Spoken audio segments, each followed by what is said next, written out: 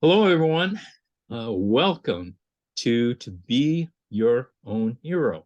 My name is Mark Kageyama, and I'm a stage 4 prostate, bone, and lung cancer patient. Been battling cancer for over 2 years now.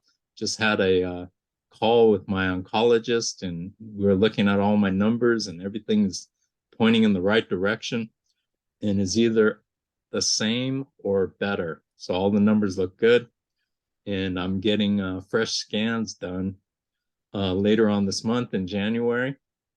So we'll see what happens there, but I'm very optimistic about it.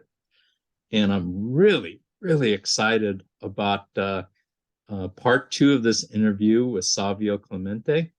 And we've got some great things to talk about. And so at this time, I would like to reintroduce Savio. Please reintroduce yourself and let's get the conversation going. Hi, Mark. Thank you so much for inviting me back here. And also, I think it's wonderful that your scans have come out positively. So we just wish that continues forward. Hi, everyone. My name is Savio P. Clemente. I am a stage 3 cancer survivor, non-Hodgkin's lymphoma. I was diagnosed in 2014. I'm also a board certified wellness coach. I'm a syndicated columnist for various publications, and I'm also a podcaster. I pretty much serve the cancer survivor community. So those individuals that have confusion after being a survivor, because a lot of things creep up, and I help them find new ways to live in mind, body, and spirit. And so that's pretty much what I've dedicated my life to, and I'm so happy to be here. Thank you. Thank you so much, Savio. I can't wait to talk about some of these topics. And so we talked before we got on here, and there's a couple of main things that we're gonna, go head on into. And let's talk about the diagnosis and the mentality and your thoughts on that beginning a cancer journey. Yeah, so I was diagnosed in 2014, July of 2014. And for me, the situation was just fast and furious because I was told to get a sonogram. They didn't tell me why. They just said something was wrong. They wouldn't let me leave the office. I told me to go to the hospital, have a family member take me there. And literally within an hour after visiting a doctor at the hospital, I was admitted to, at that time, it was the 5th floor of the hospital. And later that night, I heard some whispering that they were going to transfer me to what they call the 7th floor, the cancer floor. So I had a feeling that it was cancer, although it wasn't confirmed until about a day later when they did a few procedures on me in order to determine that. I think when it comes to being told you have cancer and letting that gravity of that statement soak into your bones, I think it's not only an individual thing, but it also is a matter of belief of some kind. Belief that whatever your spiritual belief is, it's the belief in your ability to see an obstacle or see a giant wall in front of you and find ways to creatively manage that. And obviously, we all hope that we can sort of rise above it and overcome it. I think for me, I've relied heavily on my spiritual nature. I grew up Catholic, but I left the Catholic Church when I was a sophomore in college. But I studied various comparative belief systems, all the way from Buddhism to higher spiritualism. And I really relied on that as a fertile testing ground to see what is it that I can stir up within me in order to overcome. And one of the main things that really grabbed at me was this idea that I'm more than just my disease. I'm more than just my physical body. I'm an emotional person. I have a vibration. I have a spirituality. I have a soul. And I relied on that higher self or that other part of me to literally pick me up from when I was in the hospital. So I was bedridden for a week. I was in the hospital for an additional week because they gave me my first round of chemo there. So I didn't really have choices. You know, people are told they have cancer, they mull it over, they think about it, they start treatment. Mine was just literally within days, and I had to make quick decisions on that. So I relied on that And obviously my family was a support system for me, but truthfully, if you ask my family and friends, they know I'm a very independently minded person. I've always been. I've traveled to Australia by myself when I was in my early 20s. I've just always been that way inclined. And so I just relied on what the highest and best aspect of myself was. And I didn't allow any type of fear to seep in. Even though I was scared, I didn't let that fear show because I felt the fear would detract, because I've always known something about myself, and I'm really being honest. I'm my own worst enemy. I've always known this since I was a young child. So if I allow those things to seep in, then I can't move forward. Great, great aspect on looking at your situation. I mean, for me personally, everybody says, like, what was going through your mind, and were you afraid, and all this stuff. Everybody's afraid, at least to some point, but you can't let that overtake your thought process. And so how did you keep a hold of who you are through this? What did you do to hold on to being positive through all of this? Because you had things happen so quickly that I don't think you had time to really process some stuff. No. So I think I relied on what I do best, which is I can be extremely cerebral. And so I had Wi-Fi at the hospital, and I researched everything I could, every website I could. I set up a Google alert. I made sure that if anyone wrote anything in the news of any kind regarding non-Hodgkin's lymphoma, that they would find that information, that I would get that information sent to me. I also, I'm a big meditator, so I had all the time in the world to meditate. That was part of my routine when I was in the hospital for 2 weeks. I also I kind of said affirmative statements to myself, that I was going to find a way through this and over this.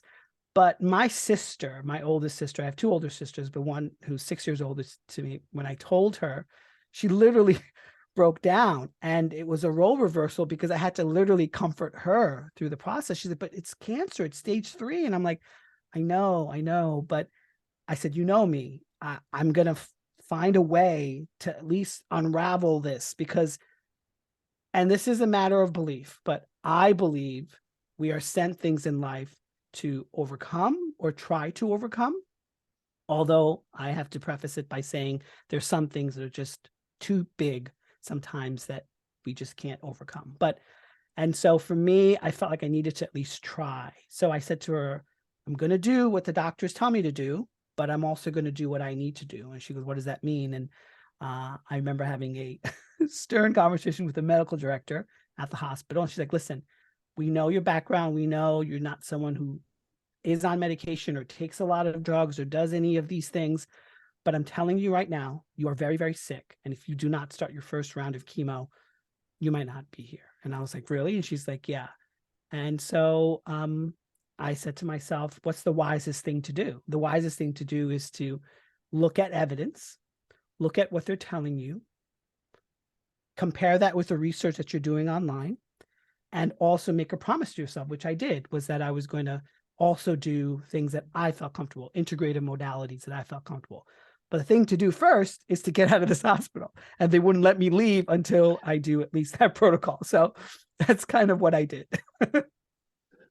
I mean, for those who have not been in the hospital, it is a different experience. Yeah. And you have to, set your mind on the right path so that you don't go crazy, because there's just so much time that you're just sitting there, and you're laying there, and your body's starting to, feel, certain things that you're not used to, because I mean, when I was in the hospital, I don't know about when you were, I had so many tubes and wires and everything coming out of me. I didn't know until several days in that I could, use physical therapy that the Oh, hospital provided, because I thought, oh, I can't even move. And so the physical therapist came in and he said, oh no, we can move all this stuff with you. And I'm like, okay, that's okay. So I felt a lot better after, doing some at least attempts at physical therapy. And you know, the hospital is such a daunting place. And so I was in there a week, but you were in there for 2 weeks. So that's a long time. yeah. I had four roommates, and two of them unfortunately had brain tumors.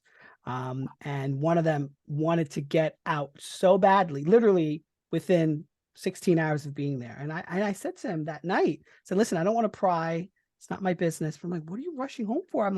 I said, I overheard them say that you have a radiation appointment tomorrow. I said, what are you rushing home for? Like, this is a place of healing. Like, no one wants to be in a hospital. Don't get me wrong. But this is what you're faced with at the moment. And he goes, I want to get my, I want to see my dog. And then I told a friend this. She's like, Savio, you don't get it. And I'm like, what do you mean? She goes, you don't understand. They're facing mortality. You have a different viewpoint on this, but they're facing they're facing their mortality. And I'm like, oh my God, you're right. Like, that was a great dose and a great lesson of humility for me, because I was like, oh my God, it's true. I'm not being empathetic. I'm actually seeing it from my lens, right? Which I thought was the best lens. But I really firmly believe, especially after interviewing at this point 200 cancer survivors for my series with Authority Magazine and Thrive Global, I really, from culling through all that information and all those data points, the threads that I come away with is really this aspect of, we're faced with an obstacle, and the choice is to sit in that discomfort, because that discomfort is the only way that you will unravel what it is you need to unravel. But if you try to flee from that discomfort, or you try to find a way out of that discomfort without actually going through the motions, you're going to end up repeating cycles. So that takes time, that takes courage, that takes wisdom, but that also takes this ability to just take a breather on yourself. I think people are just so filled with this notion of they don't want something, rather than thinking, what is this showing me? What is this bringing to my life? What can this actually do for me? And so it's a personal, individual thing. No one can teach you that. It's something that you have to, it's the fire that you have to walk through. So you brought up a great point. So you're basically talking about the daunting fear of the situation. And so what, in your position as a cancer coach, what do you talk to people when they mention all the fear and how scared they are? And because that is the point, I think that's the beginning point of the journey that is not always correctly addressed. So what do you say to that? Sure. So I deal with cancer survivors. So the fear is still there, right? It's the fear of recurrence. It's the fear of side effects. It's the fear that this is all life is going to give me. And every year, every day, it's going to be cancer, cancer, cancer, cancer, cancer. And really the only way through that is really using what people nowadays are at least more in touch with, which is using the body as a reference point. So, it's called, somatics, right? Soma, the body, and using those tools to see what the heart is saying. It's almost like compartmentalizing that aspect of self. It's what, obviously, right, our brain's always working. So what's the head saying? What's the gut saying? Because the gut's the seat of courage. And so using those kind of tools or inferences to really ferret out, where is the fear literally in your physical body? Because it's not just in your head only, it's in other parts of your body. And sometimes that is an unwinding that most people don't really fully understand or appreciate until you actually go through that pathway. And so that's what I do with my clients, we sort of we do a very generative conversation, but it's a purposeful one, because I firmly believe in this idea of a vision. If you always see yourself as a cancer survivor only, and not more than what that experience showed you, then you don't have any way forward. And so we kind of, in a way, do reverse engineering on self, and trying to figure out, well, what is this new chapter? What is this new, as someone called it, 2.0 version of themselves? What is this? Where is this leading you to? And where do you hope that it takes you? And so those are like sort of the sensitive and difficult conversations. My coaching is not for the faint of heart. It's really for individuals to really, and this is an overused word in the coaching world, transformation, but it's a really transformational process, because it doesn't really just deal with what I'm thinking. It's really about what I'm feeling, what I'm sensing, what I'm holding, what I need to release, what it is that I need to appreciate, what it is that I need to be grateful for. Because cancer, I don't really believe, takes away everything. I think it leaves you with things to chew on. And so that when you chew on those things, they become sustenance. They become something that bears fruit for you. I reflect back on what happened with me personally. At the beginning of 2021 was when I was going through all this testing, and I received my diagnosis. I think it was like in February of 2021. And I would describe that period as like being in a fog, because I had no idea, after being told by my oncologist, my cancer's so bad that, she couldn't cure me. And she said that, suggested that I get my affairs in order. I mean, without saying I was going to die, she was telling me I was going to die. I mean, I was like, she was, nice in the fact that saying, I'm glad. I didn't care, if she would have given me a diagnosis of 6 months or whatever, it wasn't going to faze me either way. But that created like a very uncertain, very foggy time. And, I had a tremendous doubt. But the thing that I did was I set my goal, main goal, was I wanted to wake up on my birthday and open my eyes. And my birthday was in June. And I said, that's going to be one of the greatest days of my life. And it was. I mean, that was one of the greatest days of my life when I opened my eyes on my birthday. And from that point on, I had no doubt I was going to live. No doubt. But until reaching that time, there was a lot of doubt.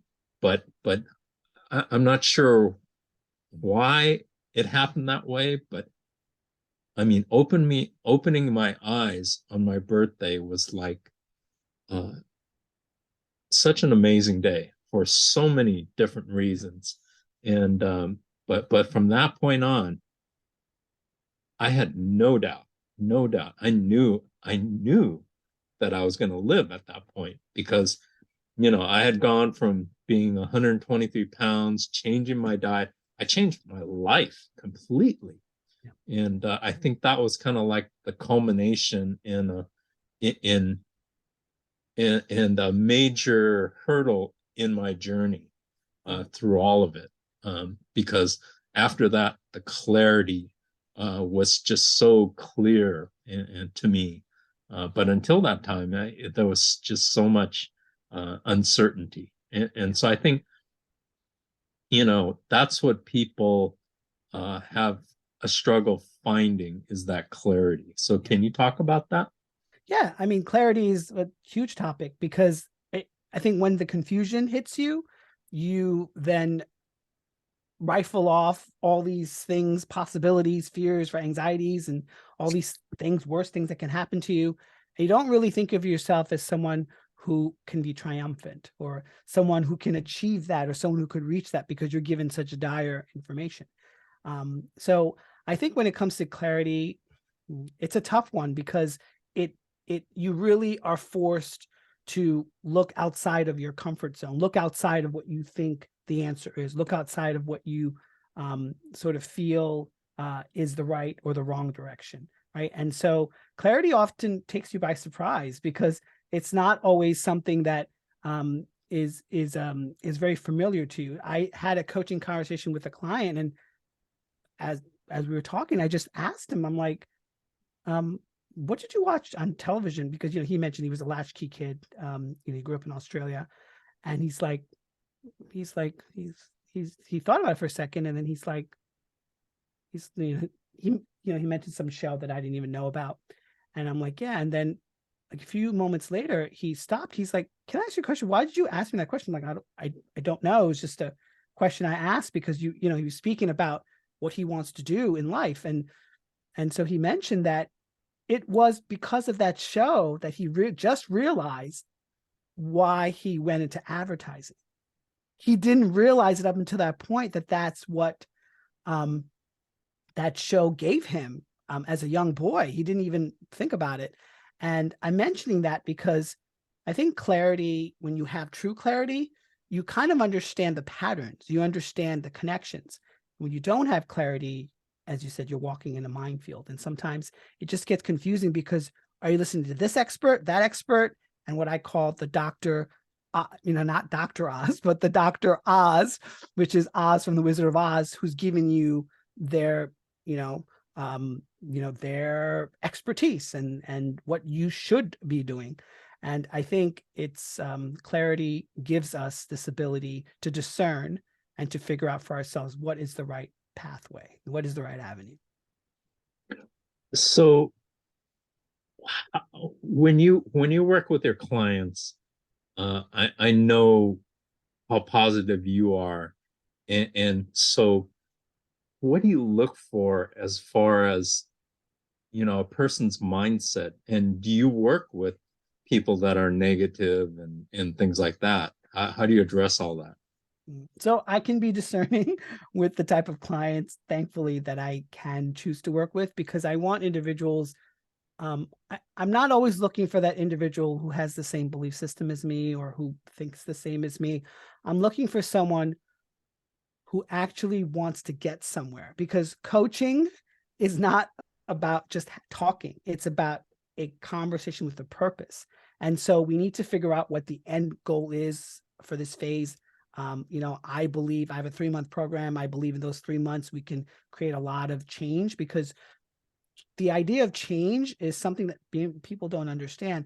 People think that people don't want to change, and the science and the research behind it, and it's called the trans-theoretical model of change, it's called the stages of change, is that people don't know how to change. They want to change, they just don't know how to, and they want the how to be better than what they're doing now. And so for me, I'm really looking for individuals that are just open to exploring self, exploring what cancer brought into their life and how that could be better, but also individuals that are not afraid to be in touch with the body and not afraid to unearth some of those uncomfortable moments and feelings, because I'm very clear with them. I'm not a therapist. I don't claim to be a therapist. I'm not. I'm a coach. And coaching really is about where you are at the moment to where do you want to go. And therapy usually sometimes will go into the past. With the coaching that I do, sometimes the past does come up because we are our past and lived experiences. So for me, it's a framework that I use. It's basically taught in various, spirituality circles, which is the chakras, which is the head, the heart, the emotions, the vibration, the astral, the soul, and really trying to figure out how is that mechanism working in your life? Is there something that's off that needs to be recalibrated?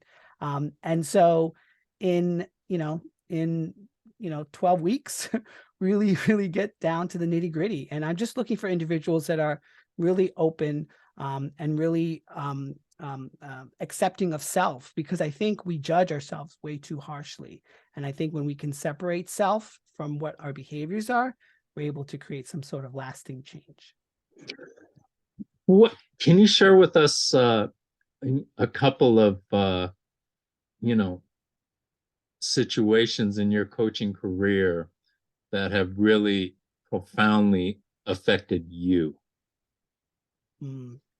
I would say a really great example of someone, they were going into this long lamenting process of always wanting to feel like they want to create. They want to create. They want to create. And I think part of it is the fact that because there's so much deprivation, right? When you're told that you have cancer and, you told something's taken away from you. And I'm very compassionate because my cancer was a blood cancer. And I know a lot of people, not only the ones I've interviewed, but a lot of people that I know who have cancer, who had cancer, who lost body parts. And so you almost feel like your body betrayed you.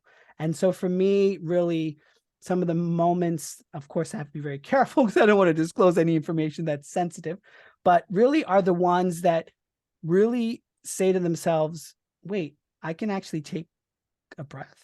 I do this thing when I start a coaching conversation where we just breathe into the different body parts. And people have found that profound. And one of them has actually even said to me, I'm never actually taking the time to do that.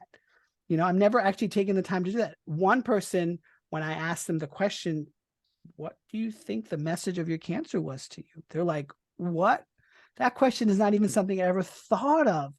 And so those moments electrify me because I am just a tool, in their process, in that unfoldment of that process. And so those are really ones that stick to me, are the ones where it's like a word or two that they come up with that I would have never in my wildest dreams even thought of, but for them means so much. And it's really tied down to the fact that, I think all of us are trying to figure out why cancer came into our lives. And I think if you search for the why all the time, you're never going to get to the then and the after. You're always going to be stuck with the why. And I think it's great to go why, because I think the past does influence the present and the future. But I think always trying to figure out the whys in something really doesn't get you far. What gets you far is this happened to me, accepting it and moving forward and figuring out what those, what the next few steps of your life might be. Beautiful, beautiful. I think one of the things for me was accepting who I was at a particular time. I mean, and it was hard because, I'd worked out for, decades, 4 to 5 times a week. And, in the spring of 2021, I couldn't do that because I was so weak. I didn't leave my room for 3 months. And, to go from being a certain way and feeling a certain way to feeling totally different and with I was not healthy at all. In fact, I was so weak. It just took me 10 minutes to walk across the room. It took me a half an hour to take a shower. And when I was able to resolve who I was looking at in the mirror and accepting who I was today, that's when I was able to move forward and understand what I needed to do. Because the amazing thing about my situation was my body was completely compromised. But as they say, when you lose a body part or a sense or something like that, other things get enhanced. And I found that what was so profound in my journey was how sharp my mind got. I mean, my mind was just like so razor focused on what I needed to do, which was amazing to me because and that's why I started my YouTube channel and started Cancer Conquering Community and wrote stuff for blogs and various things like that, because my mind was hungry. It was not it was almost like it was a separate being from my body at that point, because it was just, uh, you know, so much stronger. And what have you seen as far as that goes with some of the people that you've dealt with? Oh, 100%. I mean, it's just, I mean, mine was razor sharp as well. It was like my greatest asset. It really, really was, because I was like, I'm functioning on all cylinders here. And of course, they had to, do a bone marrow aspiration. They were hoping it didn't, and thankfully it didn't. But I was like, no, that was like strongest asset. But I think, it's almost sort of what you were alluding to. What I sort of have taken what you said was this idea of like carrying baggage. I think a lot of us carry this bag. And so there's these, philosophies, when you, research and, about the fact that you can empty the pot, because if you don't empty the pot, or if you don't lay those bags down, you can't fill it with anything. You're carrying these things over and over again. And as horrible as cancer is, you are a product. That situation happened to you at this point in space and time, for a reason, to whatever that crazy reason is.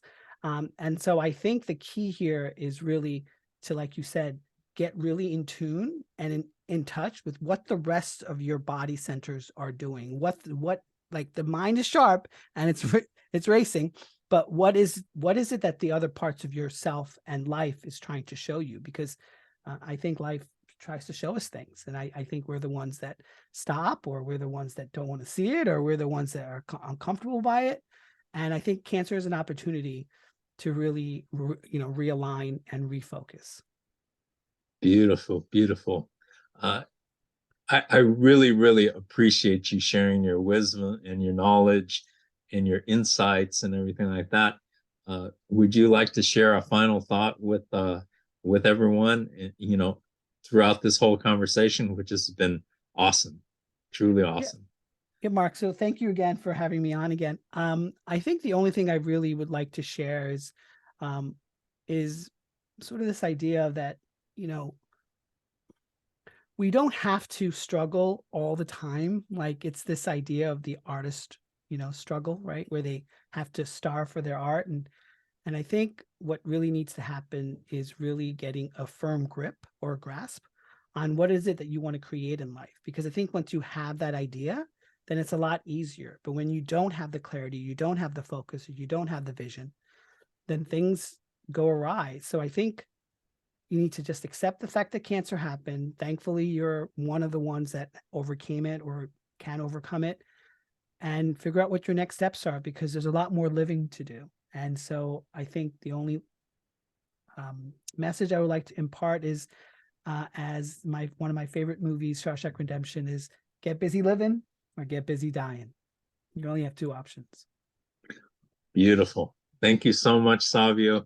It I just love talking to you. You've got we're always in tune, thinking similarly. So I really appreciate your insight. So Yeah.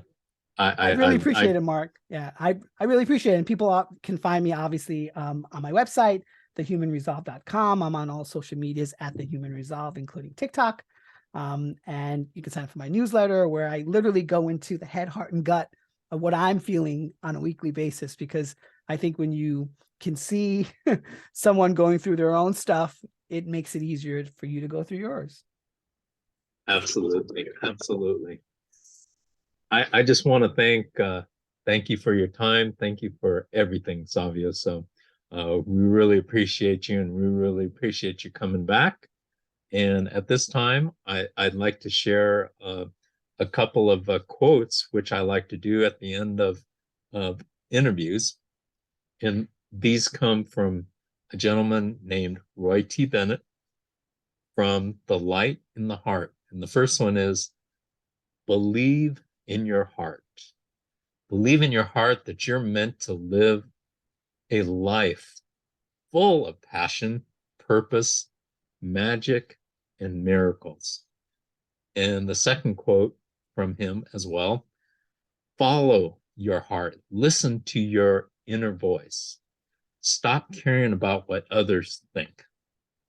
And with that, I just want to say, let's all have a fantastic 2023, and let's come together and help make this world a better place. And let's do our share, because the only way this broken world that we live in today is if we as individuals come together and help make it better.